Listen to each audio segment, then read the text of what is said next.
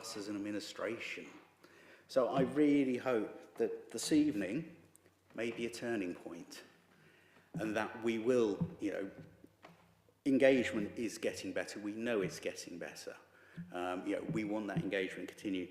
We've seen a fantastic, I will say it's a fantastic idea put forward by Grant Palmer, but it's an idea for bus network in Bedford, which isn't just one bus operator.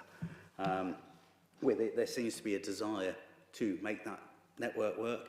Ultimately, officers, though, can only do what the administration tells them to do, and we really need some leadership on our buses now. We really do, on our public transport. We are going to be going into the next 5 years as Universal comes. We're going to have a massive opportunity to have an impact. I did think it was very sad that Gavin wasn't here, and I did write it down, that he wasn't here to hear about the importance that Thomas said about planning with new estates and networks, and actually the planning department having a hand in that, so making sure there is accessibility for buses. And actually we don't just build estates which have got bus stops on them. We've got whole parts of Shortstown with beautiful bus stops. In fact, I believe there's a bus stop in Wixham's which has got a photo with the borough council stood next to it, and it's never had a bus service. Now, they were really proud that this bus stop was put in 2023. Brilliant photo like that. But there's never been a bus to serve it. I want to see, when we talk to the bus operators in a year's time, and I've got no idea if I'll be on this committee in a year's time, I've got no idea if I've been in council in a year's time, but whichever councillors are sat on the environment and sustainable communities, really important part of our committee's name, are sat here talking to bus operators. We'll talk about, my God, there's been a real change. We are working proactively with the council. There is a real desire to have a bus service for Bedford, because that's all our residents want. They don't care about the politicking. They don't care that money has been wasted on stuff. What they care about is a good, robust bus service. Some brilliant ideas from you tonight, Charlton. Really brilliant thoughts on how we can utilise it. It does require people coming out of silos, but I think we can do it. If there is a political will to make our departments and our council work together and talk together, there's certainly a will from you guys as bus operators. I see no desire from Stagecoach to leave Bedford. We know Grant Palmer want to improve, and we know UNO want to keep their service going. So just thank you all for coming tonight. And I really hope that tonight is a turning point for public transport, for our residents, because this is why we're here. This is why we spent 2 hours grilling you, because our residents really care.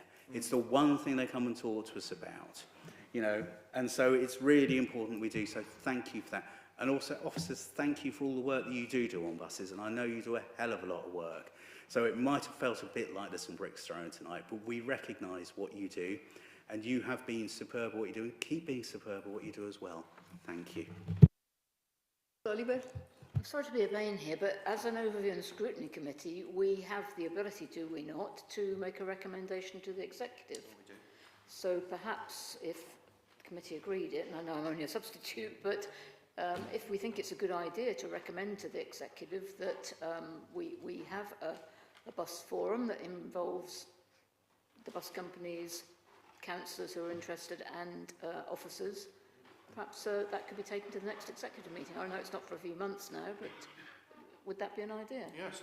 Because that would square the circle. It would involve the executive and involve us. Thank you. Can I ask everybody who's in the favour and... Yeah? Okay. Thank you, Councillor Oliver. Thank you.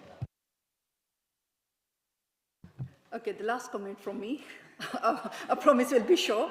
First of all, I would like to thank you all for attending this evening and answering our question. I appreciate your continued commitment despite of challenges you face, and I hope operator and the council will continue work together to protect essential services and rebuild public confidence in our bus network. Thank you very much. I know it's quite late. If you want to stay, we're more happy then, and if you leave, I can wait for a few seconds. Just one thing from me. I think I know we've made cuts recently, and some services have been withdrawn. Grant Palmer have stepped in and are running a couple now that we used to operate. Whilst we are in a challenging period as operators, I think you have a real opportunity with Universal coming online and the development around Universal. However, that opportunity needs to involve the network feeding into it being bus friendly. And what springs to mind initially is the station redevelopment. That station, Bedford Station, and Kempston Hardwick, it's been redeveloped, Wixham's, is going to be the two central hubs for which visitors will access Universal.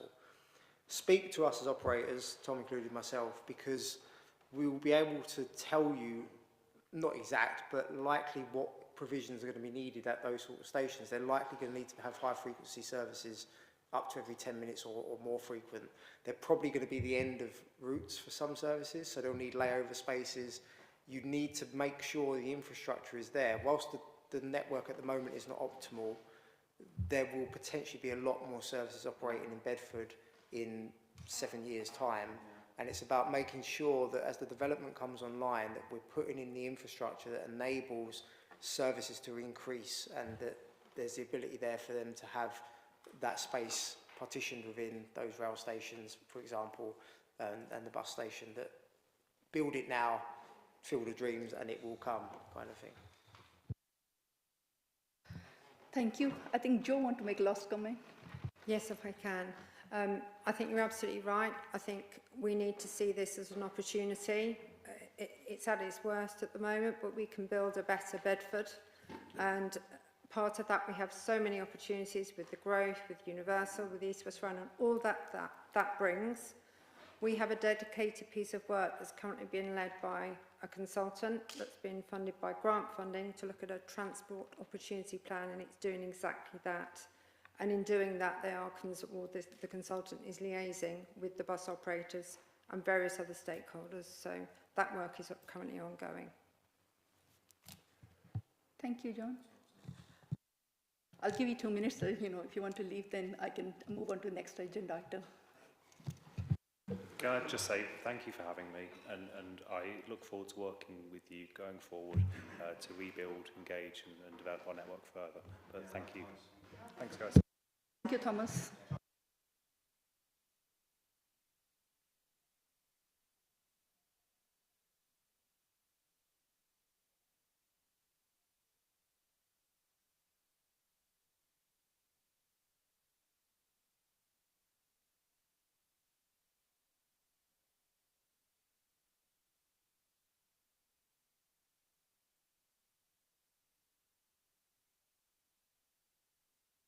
Okay, we move on to the next agenda item, number 6, road pavements and potholes. Can I ask Paul Pace to present the report?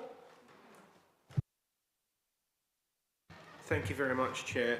I'll try not to say too much, really, and just leave it to questions, really. There's 2 aspects to this report. It gives a bit of detail in relation to how we manage the maintenance going forward and the changes we've made. It also looks at elements of risk. We've changed some of the way we maintain our roads going forward. We've put in some more types of, rather than just completely relaying roads, we're also doing some preventative maintenance techniques. So we're bringing back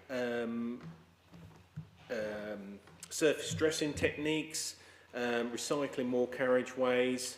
The reason we're doing that, obviously there's huge cost savings, but also it's to actually make the actual road surface last a lot longer, which is better for the environment, it's better for the taxpayers, and also we can spread the funding that we have got further and not going back to the same roads within a very quick period of time. So we have a couple of elements. Obviously, one is revenue funding. That's mostly where we tackle smaller works, potholes and things like that. Most of that's done by in-house service. We do also rely on our in-house minor works contractor that's outside the council DJT. The larger surfacing schemes we tend to put into the capital programme. That's where a lot of the external funding from like DFT and also the council's capital funding goes. Because of the size and nature of them schemes and projects and the equipment needed to do full carriageway reconstruction and paving, that we commission and go through a tendering competitive process every couple of years. And this moment in time, we've got Heidelberg, who are working very closely with the council, just to sort of discuss a bit of that partnership. We meet with Heidelberg on a regular basis. There's a lot of innovation and new work going. Again, the portfolio holder is involved with a lot of that work. We've had sort of sessions with Heidelberg, discussing programmes, techniques, new opportunities for Bedford.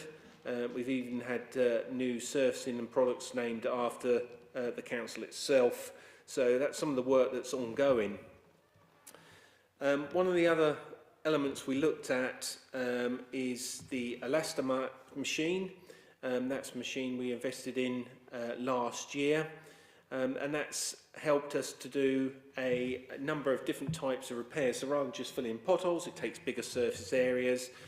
Because we're not digging out huge amounts of material, it's less inconvenient for the public, it's more environmentally friendly. We can do a lot more maintenance that way and do bigger patches as well at the same time. Just to give you an idea on that particular element, since we've had that machine, we've done a significant amount of work, and just to give you a few sort of ideas on what that looks like, just bear with me because I lost my stat sheet now. Oh no, where's that gone? There it is. We've actually used about 148 tonnes of this mastic material, which is some of it's made out of recycled tyres, so very environmentally friendly. Just to give you an idea, each 1 tonne pallet of this product, this environmental recycling product, does about 60 square metres of surfacing, which is incredibly good. You know, if you look around, sort of comparing that with digging up the tarmac, you'll get a very different figure, where we're looking at doing about 6 tonnes for the same amount of meterage, really, when using conventional pothole type of techniques. So it's a very user, environmental, efficient system of doing that. We are heavily now involved with doing things differently than what we've done in the past, simply because we need to put more preventative maintenance out there to try and then spread the money further across the borough. Our roads are slowly improving. The unclassified roads, this year we'll see a lot more patching work done, and some of that surface stress will be going into the unclassified roads. Over the years, the unclassified roads have suffered, and I'm not on about like a couple of years, over a number of years, the unclassified roads have suffered a lack of investment, and so there's a bit of a backlog there. But some of these techniques and stuff that we're using will actually bring them up over the next couple of years to a much better standard. So really, just really open up to any other questions at this stage. Thank you, Paul. Are there any questions? Councillor Oliver, Councillor White. Oh, okay. Sorry, Councillor. Okay, Councillor Oliver. Well, I'm going to do all 15 of my questions, as Councillor Abbott did last time round. Don't worry, I've only got 5. First one's easy, Paul. Are there any plans to buy another of these wonder repair machines? We were looking at a small pathway one. There's a couple of other products now that are similar sort of techniques that have come up onto the scene. So some of them are quite new. We're just going to give it a couple more months of testing by others to see how they work out. But then hopefully we'll invest in a smaller machine, which will come in more, like I say, footways and smaller areas of work. And is the list of planned works over the next X number of years, are they available on the council's website? They are. The capital works is all programmed. I can circulate the link to the committee. Obviously, they do fluctuate. We've had a slight issue with one of the tankers today that was doing some surface dressing, so that's put us back a couple of days. But generally speaking, they're within pretty much, normally the capital programme normally runs pretty much to timescales.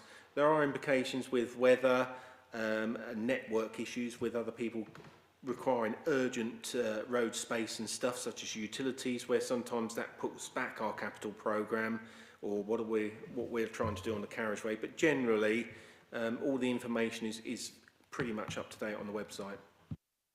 Yeah, that's helpful, because we used, as councillors, we used to see as a matter of course what was planned over the next, let's say, 3 years. And it's helpful if you think, if residents say, oh, such and such, and you can say, oh, it's down for 2 years' time to be done. I'm not just talking capital, I'm talking about perhaps the revenue ones as well, but thank you for that. It would appear that the roads in the worst condition are the unclassified ones, as you've said. Most borough residents live in unclassified roads, which may explain the high number of complaints that we as councillors receive about the state of these roads. As the system described in this report, seriously disadvantages residential areas, I think. So what's been done to make council taxpayers aware of the reasons that their roads are not a priority? The whole programme now is based on risk.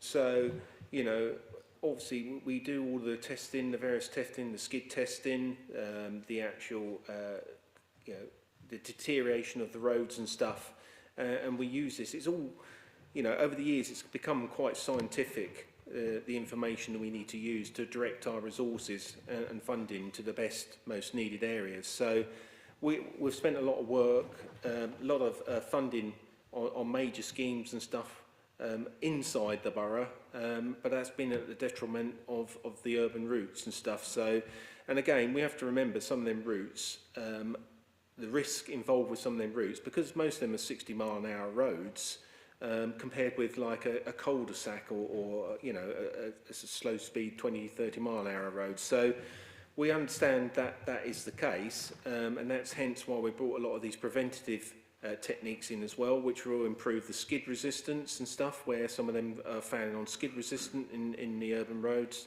and sealing the roads as well. So where the roads can be sealed and protected, they will last so much longer, but also allow us to direct the funding into them roads to actually drive up the standard and the actual drivability of them surfaces as well.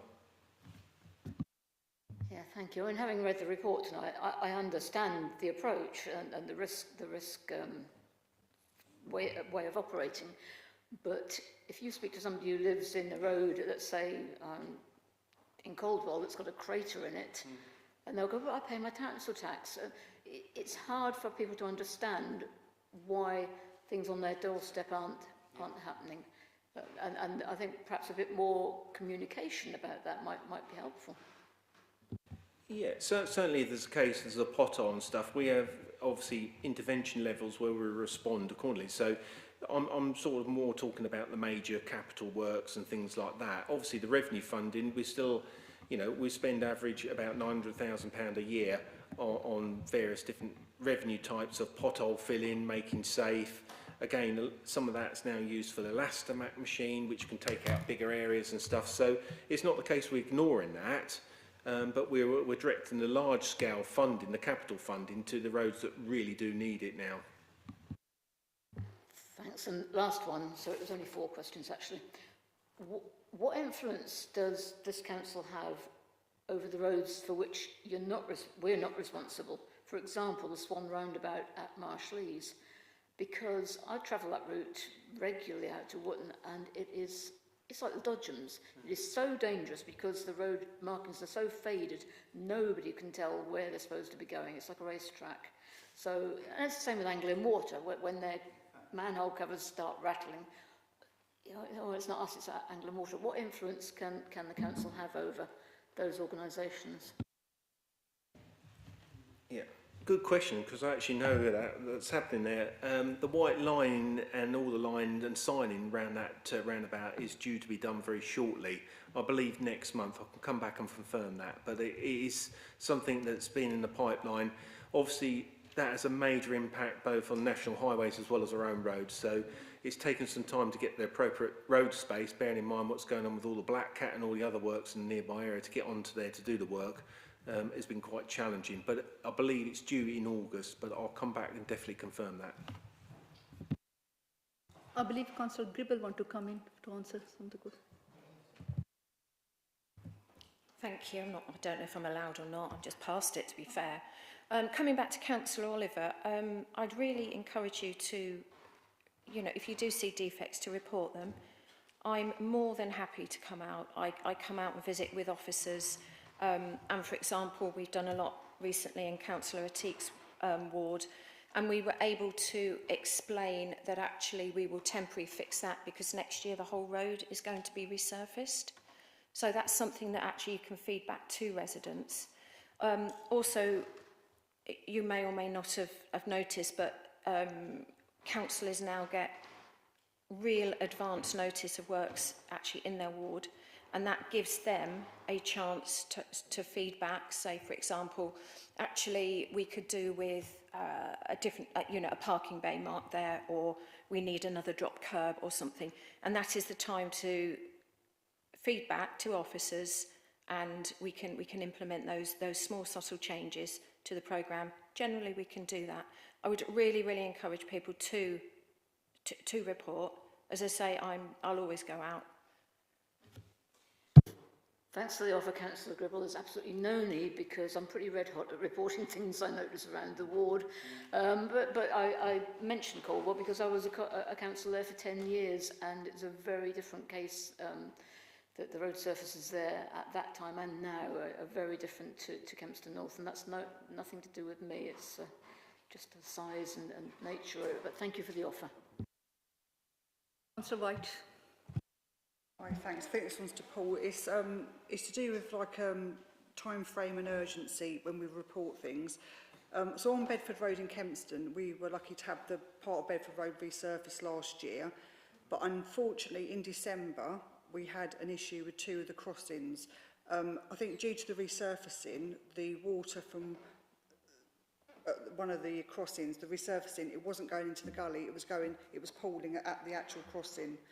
And it was not a puddle, it was people couldn't use it. And then further down on the next one, still on my side, on my ward, the gully was blocked and we had the same there. So I did report both, and I was told that the gully would be cleaned, but I was told that the one to do the resurfacing problem would be rectified in the near future. Now, I know it's hard to believe in 30 degrees plus that when we had a storm a couple of weeks ago, both of those crossings were exactly the same. And for me, as a ward councillor, who encourage residents to go safely to the next crossing and don't try and dodge around on a corner, you couldn't go through it. If you're using a wheelchair or you've got a pram or disabilities or whatever, them crossings are not usable when there's a downpour. So that was in December, beginning of December. I was just wondering, how long do we wait in that situation when it involves a crossing, if that makes sense? I know quite a lot of things that go on. I don't know about them, so what I'll do is I'll pick that up afterwards, and then we'll get that investigated and see if we can rectify that. So, yeah, no apologies for that, but we'll pick that up afterwards, so that's okay. Councillor Ryden. Thank you, Chair. Yeah, a couple of questions. First of all, some residents are going to be very disappointed to hear that the council's changed its approach to filling potholes in. You might have to wait a year now if it's outside your house and you live in a cul-de-sac, because it's not risky. And that's a big change. I don't know if we were told about all this as councillors, but I'm surprised that this has gone through without some kind of consultation, because that's a big change, the way in which you do things. I mean, I was walking through Weaver Close tonight, and the roads, it's just disintegrating really, but I suppose it's the top of a close, so no one really is going to be too much bothered, because it's not a big risk, because it's a 20-mile-an-hour zone, it's at the edge of a cul-de-sac. We've changed the approach of the council, and presumably that's a funding issue, which I'll come to in a minute. But the first question is, in Brickhill, and I think I've given you notes for this, Paul, we've got footpaths which have been recently resurfaced under the town deal. They've got major cracks in them. Can't we just get the contractor to come back and fix what has not been obviously an adequate sub-base? Yeah, and that's something that the contractor, we've taken some core samples from the footpath, and that's been followed up with the contractor to look to rectify them faults. So we are aware of that. We are aware of the soil and the clay soils around that area doesn't particularly help. However, it is a matter that we're challenging with the contractor. We've taken some samples by an independent person, and whilst the negotiations are still underway, the outcome is we would get the contractor back to rectify that. We are looking to do some other work with some GR textiles into that path and that surfacing to try and support it. It's hugely, we know from that estate around the Woodlands area and stuff like that, that it does suffer significantly from dry weather and surfacing cracking and things like that. So hence that's why we're looking both to obviously rectify that, but also looking at options to obviously safeguard that going forward as well with a membrane. Thank you, Paul. They'll be encouraged to know that that's going to be looked at, because obviously we have got footpaths now, which have just been completely closed in Brickhill because they've just become unusable, not safe for the public, and it's not acceptable. So which brings me to the whole budget points, and I looked at the outturn that went to executive this week, and highways maintenance LTP we underspent by 1.265 million. And the highways was underspent by over 2 million. Now, of that's 3.342 million. Most of that was carried forward, but 1.2 million was not carried forward. It's just been lost in the budget again. This is just like money that's going into the accounts to help balance the books, I guess, keep the council afloat. But to take over £1 million, no, this isn't. I know this isn't your fault. This is a political decision. So the officers are, as is the case with the buses. It's it's not the officers' fault. This is political. The problem that we're facing with buses and the problem that we're facing with highways. It's political decisions not to spend money. 1.2 million at a time when our potholes are growing exponentially in our roads. 1.2 million. So over £1 million. Of money being taken out of the highway budget at a time when we desperately need it. And I think that is woeful. Not your fault, Paul, and I recognise the work that the officers do, and they work really, really hard to keep our roads as safe as they possibly can, but they're being starved of cash. Being starved of cash, and that's a political decision, which I very much regret. Do you want to come back to Paul? Yeah, just to clarify a point, because I think maybe I misled members there on the potholes. We're not stopped, and people haven't got to wait a year to get a pothole repaired. What I was saying is in relation to the larger works and stuff, we're prioritising where money's needed, and a lot of the case at the moment that's needed in the urban carriageways and stuff like that. So that's not to say that we've changed any of the programme in relation to potholes. We've still got the same funding. We've got better ways to actually, and quicker ways to repair potholes now. And there certainly isn't a wait for a whole year. So I just want to clarify that if I have sort of mislaid or directed that wrongly.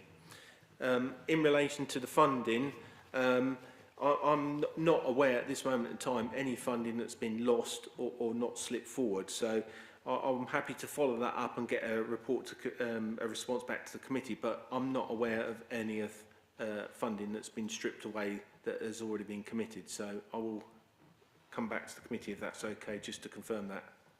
Yeah, I'm sorry to disappoint you with the news.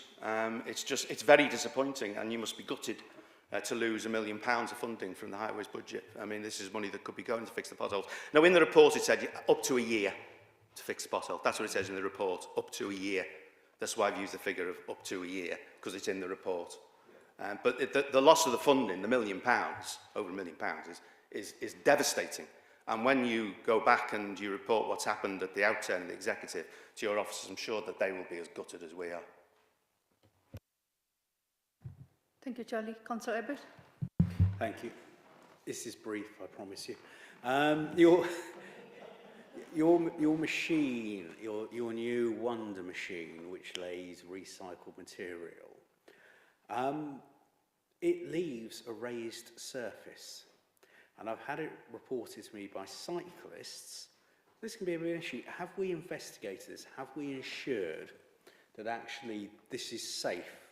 Because you're on two wheels and you're already avoiding the potholes, and there are potholes. But if you come, so you've just done one of the roads in Oakley, and there is a noticeable difference. And I've seen it with every bit of patching which has been done. It leaves a raised surface. It's very quick, but when we normally patch potholes or holes in the road, we leave a surface which is level with the rest of the road surface. Now, if you're in a car, it's fine. You might hear just a little doo-doo from your suspension. But if you're on a bike, and I do cycle, not as often as I should, as this body tells you, it can be a hazard. And I've had I genuinely had a number of cyclists say, what is going on with this? And in fact, I know somebody who works for the council in highways who's a cyclist. I haven't asked his opinion of it, but it's just genuinely, have we checked that it is safe for people on two wheels? We have. It has been raised probably about 3 or 4 months ago when we've done some large patching elsewhere in one of the villages and stuff. It is a safe technique, you're right, because we don't dig down no more, which has massive environmental benefits. We don't end up taking huge amounts of material off-site, bringing in large amounts of material. So it does lay on the surface. It depends how deep the hole is. Sometimes we do backfill, but generally, as we feather it in, it does leave a small upstand on there.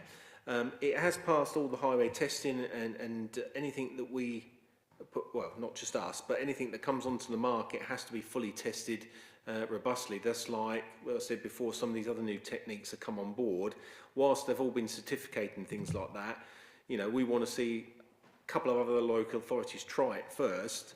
It used to be great being first of a lot of things, but nowadays the cost of things, if it doesn't work, being first sometimes isn't the best thing. It's easier for other people to make mistakes and then things modify and then come on board later on. So I am happy that it's safe. It's passed all the highway testing and things like that.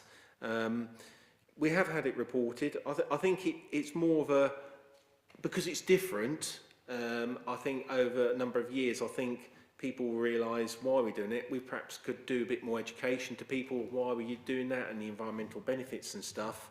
But it's not as safe. There's been no accidents we're aware of any of that patch. And this is not just used by our council, it's been used up and down the UK, Wales and Scotland and overseas for many years. So, but it is a good point and it has been picked up.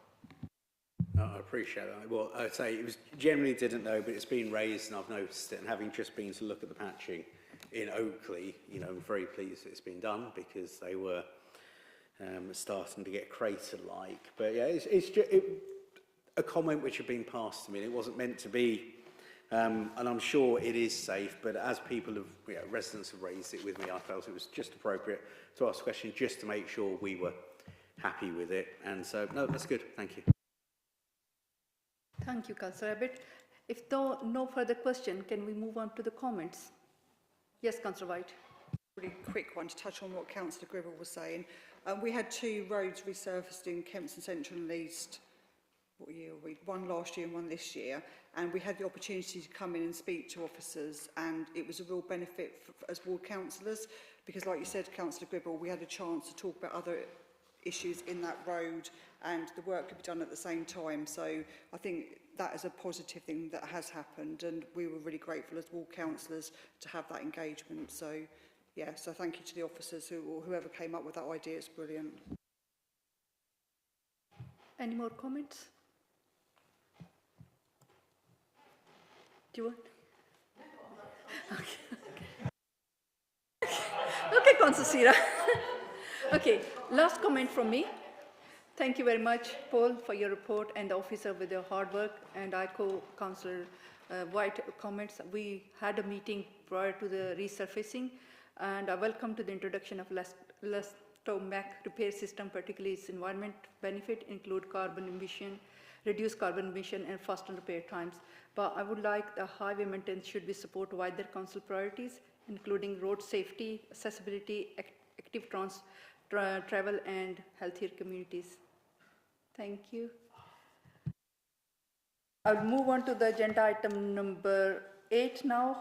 There's no calling, so I'll move on to the agenda item number 9, executive decision. There have been no meeting of executive prior to the publication of agenda, so there has been no individual executive decision within the remit of committee. Move on to the agenda item 10, notice of forthcoming decision. There is only one forthcoming decision that's due to be scrutinized in September meeting. Are there any comments or questions? No? Okay, then I will move on to the agenda item number 11, committee work program.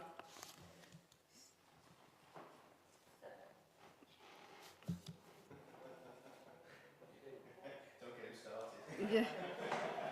No, it was just a recommendation, Chair, that if we'd like to get Bidnam, it's so Bidnam? late.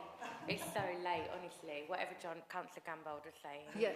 We wanted to get it on the schedule, but it's obviously going to be subject to Yeah, officers' the availability. officer. Yes. So if we could just keep that in mind. Yes, and yes, keep a yes, note. yes, Thank you very much. No problem.